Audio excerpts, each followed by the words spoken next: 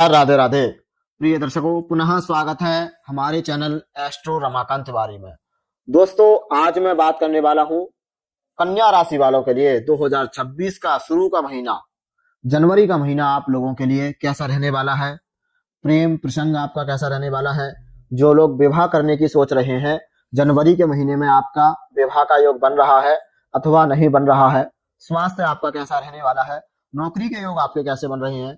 और महत्वपूर्ण बात, आय आपकी कैसे रहने वाली है। जिन लोगों का व्यापार है, व्यापार कैसा रहने वाला है। तो इस वीडियो में आप सभी जानेंगे कन्या राशि वालों के लिए जनवरी का महीना कैसा रहने वाला है। दोस्तों, बहुत सारे लोगों का प्रश्न होता है, यह राशिफल किस राशि के आधार पर होता है। तो मैं आप सभी को बता दूं, यह राशिफल चंद्र राशि के आधार पर होता है।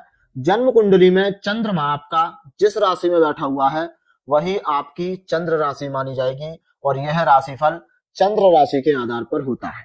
ठीक है दोस्तों, यह गोचर की स्थिति होती है। जन्म कुंडली में आपकी कन्या राशि है, तो यहाँ पर जो हमने कन्या लग्न ली हुई है यह आपका गोचर माना जाएगा। ठीक है, गोचर में हमेशा हमें ध्यान रखना चाहिए, जो ग्रह हमारे 4, 8 और 12 में होते हैं वो ग्रह हमारे लिए अच्छे नहीं माने जाते हैं। अर्थात ऐसे ग्रहों का दान और शांति अवश्य करानी चाहिए। तो जो भी बातें मैंने आपको पूर्व में बोली हैं, विवाह का योग, स्वास्थ्य आपका, नौकरी का योग, व्यापार कैसा रहेगा, तो इस वीडियो में हम बेहद ही सटीक तरीके से जानेंगे 2026 शुरू के महीने में आपको क्या कुछ प्राप्त होने वाला है। तो दोस्तों, वीडियो प्रारंभ करते हैं। आपके लग्न से आप देख पा रहे होंगे धनु राशि में मंगल और शुक्र विराजमान है, वहीं मकर राशि में सूर्यदेव विराजमान है, मिथुन राशि में बृहस्पति विराजमान है।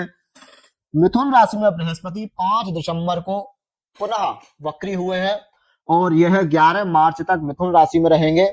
उसके बाद जो है 11 मार्च के बाद आपके एकादश भाव में आ जाएंगे बृहस्पति।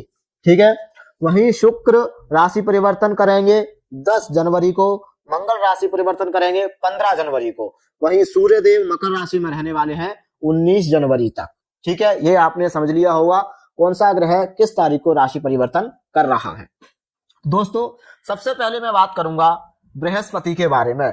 बृहस्पति आपको क्या कुछ देने वाले हैं दसम स्थान में बैठ करके। तो देखिए, दसम स्थान में बृहस्पति जब भी बैठते हैं, जो लोग टीचिंग लाइन की तैयारी कर रहे हैं, प्रोफेसर लाइन की तैयारी कर रहे हैं, पढ़ाने का कार्य करते हैं, उनके लिए जनवरी का महीना बेहद ही शुभ रहने वाला है, क्योंकि देवगुरु बृहस्पति की जो दृष्टि है वो भी आपके चतुर्थ स्थान पर पड़ रही है। और चतुर्थ स्थान हमारा माता का होता है, भूमि का होता है, वाहन का होता है। तो आपकी माताजी का यदि स्वास्थ्य खराब था अभी तक, तो स्वास्थ्य उनका बहुत अच्छा रहने वाला है। भूमि वाहन का आप बहुत अच्छा योग बन रहा है। आप यदि भूमि वाहन या मकान खरीदना चाहते हैं या बेचना चाहते हैं, उसका भी आपका बहुत अच्छा योग बन रहा है। और देवगुरु बृहस्पति की जो पंचम दृष्टि है वो पड़ रही है आपके सीधे 3rd हाउस में। तो भाई बहनों से भी आपके संबंध अच्छे नहीं थे, तो वो भी आपके बहुत अच्छे रहने वाले हैं। उसके बाद में बात करूं देवगुरु बृहस्पति की 7वीं दृष्टि तो यहाँ पर पड़ेगी और 9वीं दृष्टि पड़ेगी आपके 6ठ भाव पर, शत्रु, रोग और कर्जा वाले भाव पर। तो आपको यदि शत्रु परेशान कर रहे थे तो जनवरी के महीने में शत्रु आपको परेशान नहीं करेंगे। कोई आप केस लड़ रहे थे, उस केस को भी आप जीत सकते हैं। दूसरा, आपको कोई रोग था बहुत दिनों से पेट से संबंधित, आपका रोग भी ठीक होने लग जाएगा, क्योंकि देवगुरु बृहस्पति इस राशि में 11 मार्च तक रहेंगे, अर्थात इस भाव में ही रहने वाले हैं 11 मार्च तक। तो दोस्तों, देवगुरु बृहस्पति आपको बहुत कुछ अच्छा देने वाले हैं शुरू के महीने में।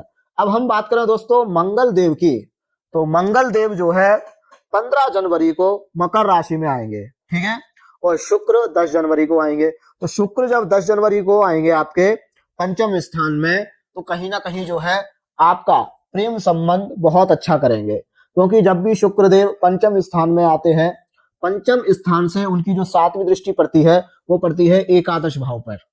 तो एकादश भाव में यदि आपके कोई पाप ग्रह ना हो, पंचम स्थान को कोई पाप ग्रह नहीं देख रहा हो, तो शुक्रदेव जब गोचर में पंचम स्थान में आते हैं तो आप लोग लव लाइफ में जा सकते हैं। आप यदि 2026 में चाह रहे हैं कि हम लव मैरिज शादी कर लें, तो आप लोगों के लिए लव मैरिज का बहुत अच्छा योग बनेगा 10 जनवरी के बाद। ठीक है, वही 15 जनवरी के बाद मंगल आएंगे। ठीक है, तो मंगल जो है मकर राशि में अपनी उच्च राशि में आ जाएंगे। तो यहाँ पर बहुत अच्छा योग बना रहे हैं। जो लोग फोर्स से संबंधित तैयारी कर रहे हैं, पुलिस में तैयारी कर रहे हैं, है ना, जितनी भी हमारी जो है प्रशासन वाली नौकरी है, उन नौकरियों में तैयारी कर रहे हैं, उनकी पढ़ाई बहुत अच्छी रहने वाली है और नौकरी के भी बहुत अच्छे योग बनने वाले हैं। और खासकर बात आपको ये ध्यान रखनी है, 15 जनवरी के बाद जब मंगल और शुक्र पंचम स्थान में एक साथ बैठ जाएंगे तो कहीं ना कहीं जो है आपकी जन्म कुंडली में यदि मंगल अच्छी अवस्था में नहीं है तो जो लोग लव रिलेशनशिप में है उनके रिलेशनशिप में थोड़ी बहुत प्रॉब्लम आएगी, क्योंकि मंगल और शुक्र दोनों ही आपस में शत्रु है, क्योंकि एक अग्नि तत्व है, दूसरा जल तत्व है। तो आप लोगों को इस बात का भी 15 जनवरी के बाद ध्यान रखना है। और 10 जनवरी के बाद आपके प्रेम विवाह के बहुत अच्छे योग बनेंगे। जब मंगल 15 जनवरी को पहुंच जाएंगे तब भी आपके प्रेम विवाह के योग बनेंगे, परंतु थोड़ी बहुत आप दोनों के बीच में मतभेद की स्थिति उत्पन्न हो सकती है।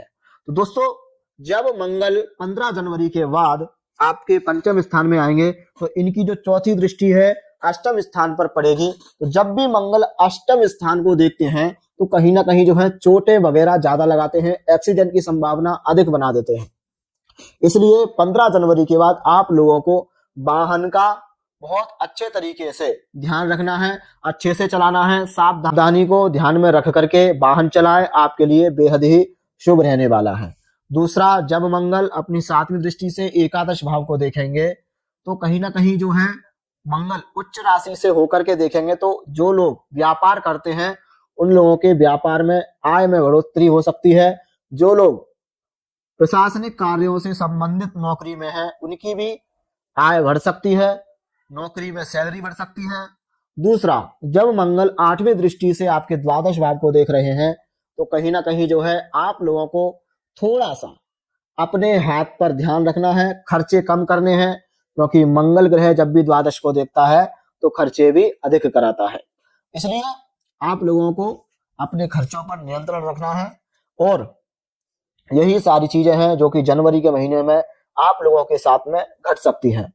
तो आप लोगों को अपनी जन्म कुंडली का अध्ययन कराना हो तो आप मात्र 551 रुपए में जन्म कुंडली का अध्ययन करा सकते हैं और पर्सनली मेरे से आप जान सकते हैं आपका 2026 कैसा रहने वाला है। तो दोस्तों, अगली वीडियो में मिलूंगा, जब तक के लिए नमस्कार, राधे राधे।